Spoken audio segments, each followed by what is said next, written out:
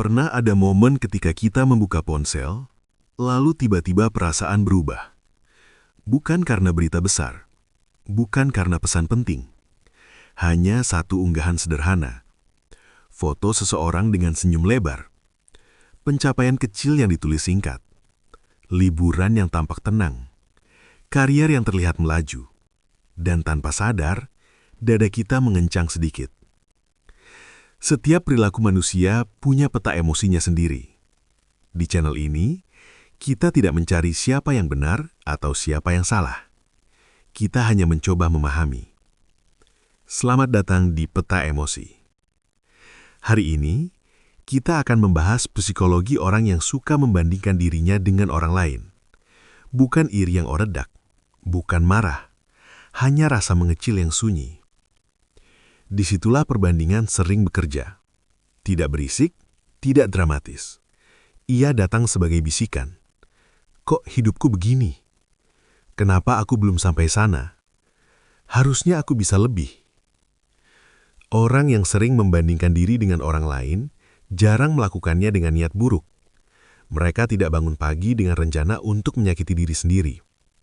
Perbandingan biasanya lahir dari sesuatu yang lebih dalam. Kebutuhan untuk mengukur posisi diri di dunia. Sejak kecil, banyak dari kita tumbuh dalam lingkungan yang menilai lewat perbandingan. Nilai dibandingkan, prestasi dibandingkan, kecepatan dibandingkan. Anak yang lebih sering disebut, anak yang kurang sering diam-diam mencatat. Dari sana, terbentuk satu kebiasaan batin. Aku ada di mana dibandingkan yang lain.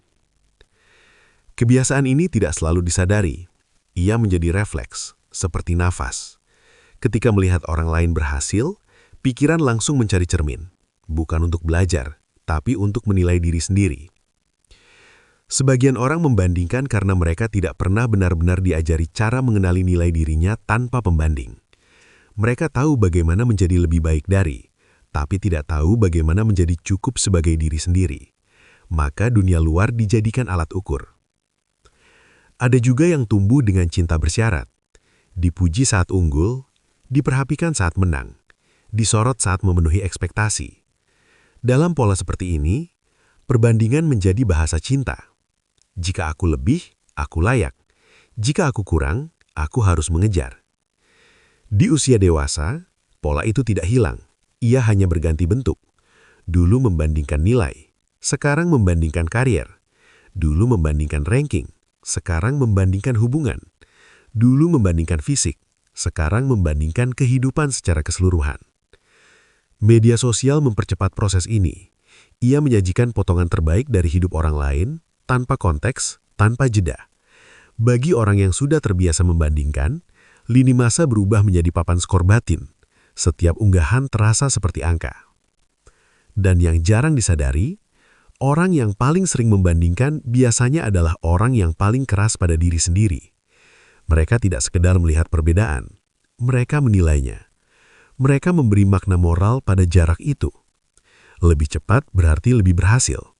Lebih kaya berarti lebih layak. Lebih bahagia berarti lebih benar. Padahal, hidup tidak pernah sesederhana itu. Di balik kebiasaan membandingkan, sering ada rasa tidak aman yang belum selesai. Rasa bahwa diri ini mudah tertinggal, mudah tergantikan, mudah dilupakan. Perbandingan menjadi cara untuk memastikan, aku masih ada kan? Ironisnya, semakin sering membandingkan, semakin kabur rasa diri. Karena fokus terus keluar, ke hidup orang lain, ke standar yang berubah-ubah, ke definisi sukses yang bukan milik sendiri. Ada orang yang membandingkan untuk memotivasi diri, tapi garis antara motivasi dan penyiksaan sangat tipis. Ketika setiap kemajuan selalu terasa kurang karena selalu ada yang lebih jauh, motivasi berubah menjadi kelelahan kronis. Orang-orang ini sering sulit menikmati proses. Mereka cepat puas sesaat, lalu segera gelisah lagi. Karena selalu ada pembanding baru, selalu ada standar baru, selalu ada seseorang yang tampak melangkah lebih cepat. Dalam diam, mereka membawa rasa tertinggal kemana-mana. Ada juga perbandingan yang lebih sunyi, membandingkan kebahagiaan. Dia terlihat bahagia, aku tidak. Padahal kebahagiaan yang terlihat seringkali adalah ekspresi, bukan keseluruhan isi hati. Tapi pikiran yang terbiasa membandingkan jarang memberi ruang pada kompleksitas. Bagi sebagian orang, membandingkan diri dengan orang lain juga menjadi cara untuk menghindari menghadapi luka sendiri. Lebih mudah melihat hidup orang lain daripada menengok kekosongan batin. Perbandingan menjadi pengalih perhatian. Namun pengalihan ini mahal, karena setiap kali kita menilai diri lewat hidup orang lain, kita perlahan kehilangan kontak dengan kebutuhan kita sendiri. Orang yang sering membandingkan juga sering terjebak dalam ilusi lintasan lurus, seolah hidup adalah lintasan yang sama, dengan titik start dan finish seragam. Padahal setiap orang berangkat dari kondisi berbeda, beban berbeda, dukungan berbeda, luka berbeda. Perbandingan menghapus konteks, dan hidup tanpa konteks selalu terasa tidak adil. Menariknya, orang yang sering membandingkan tidak selalu merasa rendah. Kadang mereka justru merasa lebih. Tapi rasa lebih itu rapuh, karena ia bergantung pada posisi relatif. Selama ada yang di bawah, rasa aman bertahan. Begitu melihat yang di atas, rasa itu runtuh. Artinya, baik merasa kurang atau merasa lebih, keduanya sama-sama terikat pada orang lain. Keduanya belum benar-benar berdiri di tanah sendiri. Ada kelelahan eksistensial dalam hidup yang terus diukur, seperti berlari di treadmill yang tidak pernah berhenti. Banyak orang yang terlihat sukses secara kasat mata, tapi batinnya kosong karena tidak pernah merasa sampai. Di balik kebiasaan membandingkan, sering ada ketakutan yang tidak diucapkan. Takut tidak cukup, takut salah jalan, takut menyesal, takut suatu hari menyadari bahwa hidup ini tidak sesuai harapan. Perbandingan memberi ilusi kontrol, seolah dengan terus memantau posisi orang lain, kita bisa menghindari kesalahan. Padahal hidup tidak bekerja dengan logika papan peringkat. Ada juga orang yang membandingkan karena mereka belum menemukan bahasa untuk menghargai diri sendiri. Mereka tahu cara mengkritik, mereka tahu cara menilai, tapi tidak tahu cara berbelas kasih pada diri sendiri. Setiap kekurangan diperbesar. Setiap keterlambatan dianggap kegagalan, setiap perbedaan ritme dianggap cacat. Di titik ini, membandingkan bukan lagi kebiasaan, ia menjadi cara hidup. Namun tidak semua perbandingan bersifat destruktif. Ada perbandingan yang lahir dari rasa ingin belajar, dari rasa kekaguman, dari rasa ingin tumbuh. Bedanya, perbandingan yang sehat tidak membuat diri mengecil, ia justru memberi arah bukan hukuman. Orang yang terjebak dalam perbandingan biasanya membawa nada batin yang keras. Mereka jarang memberi jeda, jarang memberi pengertian pada diri sendiri, jarang mengakui bahwa hidup juga butuh waktu. Mereka lupa bahwa manusia bukan produk pabrik, tidak bisa diseragamkan, tidak bisa dipercepat tanpa konsekuensi. Di balik semua itu, ada kerinduan sederhana. Ingin merasa cukup, ingin merasa aman, ingin bahwa keberadaan ini sah meski tidak paling menonjol. Namun perbandingan jarang membawa ke sana. Ia menjanjikan cukup, tapi selalu menggeser garisnya. Beberapa orang baru berhenti membandingkan setelah lelah, setelah menyadari bahwa mengejar bayangan orang lain tidak pernah selesai.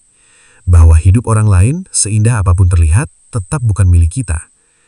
Ada wuhun hening ketika seseorang mulai bertanya, sebenarnya aku ingin hidup seperti apa? Pertanyaan ini sederhana, tapi menakutkan. Karena jawabannya menuntut kejujuran, dan kejujuran sering berarti melepaskan standar luar.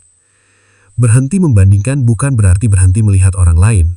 Ia berarti berhenti menjadikan hidup orang lain sebagai alat ukur nilai diri. Orang lain tetap bisa dikagumi, tanpa menjadi cermin penghukuman. Orang yang mulai berdamai dengan dirinya tidak tiba-tiba kebal perbandingan. Mereka hanya lebih cepat menyadarinya, lebih cepat berhenti, lebih lembut pada diri sendiri. Mereka tahu bahwa setiap orang punya fase yang tidak terlihat, bahwa apa yang tampak di permukaan jarang menceritakan keseluruhan kisah, dan bahwa hidup bukan lomba yang harus dimenangkan. Dalam banyak kasus, penyembuhan dari kebiasaan membandingkan dimulai dari hubungan dengan diri sendiri, dari kemampuan untuk hadir pada hidup yang sedang dijalani, bukan hidup yang seharusnya. Ini bukan proses instan. Kadang kita mundur lagi, kadang kita tergelincir. Tapi setiap kali kita memilih memahami diri sendiri alih-alih menghakimi, ada satu simpul batin yang perlahan longgar. Dan mungkin pada akhirnya, psikologi orang yang suka membandingkan dirinya dengan orang lain adalah cerita tentang manusia yang ingin merasa aman di dunia yang terus berubah. Tentang hati yang mencari pegangan, tentang diri yang ingin diakui, bahkan oleh dirinya sendiri. Mungkin lain kali ketika kita menyadari diri mulai membandingkan, kita tidak perlu langsung memarahi diri sendiri, tidak perlu merasa gagal. Mungkin cukup berhenti sejenak, menarik nafas, bertanya dengan jujur, apa sebenarnya yang sedang aku butuhkan? Karena seringkali, di balik perbandingan, ada kelelahan, ada luka lama, ada kebutuhan yang belum terpenuhi. Dan memahami itu, jauh lebih menyembuhkan daripada sekedar berkata, aku harus berhenti membandingkan. Setiap perilaku manusia punya peta emosinya sendiri, dan hari ini kita baru saja membacanya. Jika video ini terasa dekat dan relevan dengan hidup Anda atau orang yang Anda kenal, silahkan tekan like dan share ke teman dan kerabat Anda. Jangan lupa, subscribe Peta Emosi, agar kita bisa terus membahas sisi manusia yang sering disalahpahami.